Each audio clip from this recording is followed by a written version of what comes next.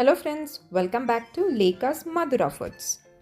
ఈరోజు మనం condensed milk లేకుండా super and creamy semiya payasam చేసేద్దాం. ఒక్కసారి ట్రై చేసి చూడండి, మీ డైట్ ప్లాన్కి మీరు సెలవు ఇచ్చేస్తారు. So let's get started. ఒక బౌల్లో 8 నుంచి 10 బాదం పప్పులను వేసుకొని వేడి నీళ్ళలో ఒక 30 మినిట్స్ నానబెట్టాలి.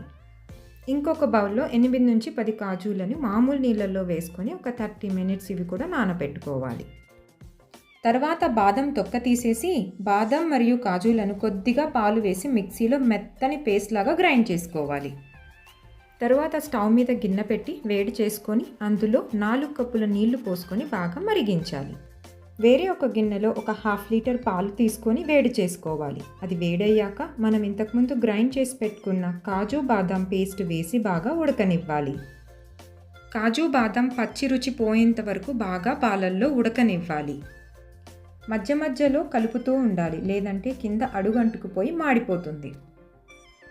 సిమ్లో పెట్టుకొని బాగా నిదానంగా ఉడకనివ్వాలి. అప్పుడే ఆ క్రీమీ టెక్స్చర్ అనేది సేమియా పాయసంకి వస్తుంది. పాన్ పెట్టి వేడి చేసుకొని అందులో 2 స్పూన్స్ నెయ్యి వేసుకోవాలి. నెయ్యి వేడయ్యాక 1/4 కప్పు ఎండుద్రాక్ష వేసుకొని ఫ్రై చేసుకోవాలి. ఎండుద్రాక్ష ఫ్రై చేసుకునేటప్పుడు ఫ్లేమ్ లోలో పెట్టుకోవాలి.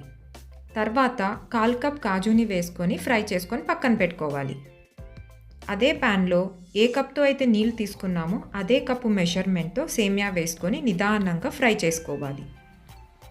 సేమియా ఫ్రై చేసేటప్పుడు ఫ్లేమ్ మీడియంలో పెట్టుకోవాలి. సేమియా ఎంత బాగా ఫ్రై అయితే పాయసం అంత మంచి స్మెల్ వస్తుంది. సేమియా గోల్డెన్ కలర్కి వచ్చిన తర్వాత మనం ఇంతకుముందు మరిగించి పెట్టుకున్న నీళ్ళను పోసుకొని బాగా ఉడకనివ్వాలి. సేమియా బాగా ఉడికిపోయిందండి. ఇప్పుడు ఇంతకుముందు మనం పాలల్లో ఉడికించుకున్న కాజు బాదం పేస్ట్ను వేసుకొని బాగా ఇందులో కలుపుకోవాలి. పాలన్నీ సేమియాలో బాగా కలిసేట్లు మాత్రమే కలుపుకోవాలి. మరీ చాలాసేపు ఉడికించారంటే పాయసం చల్లారిన తర్వాత ఒక ముద్దలాగా గట్టిపడిపోతుంది. ఈ విషయం బాగా గుర్తుపెట్టుకోవాలండోయ్.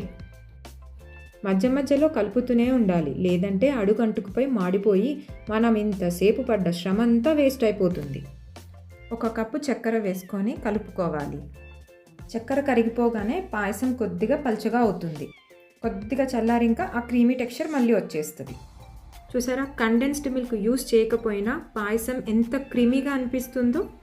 సో ఇప్పటి నుంచి ప్రిజర్వేటివ్స్ లేని కాజు బాదం పేస్ట్ యూస్ చేసుకొని క్రీమీ అండ్ టేస్టీ సేమియా పాయసం చేసుకుందాం.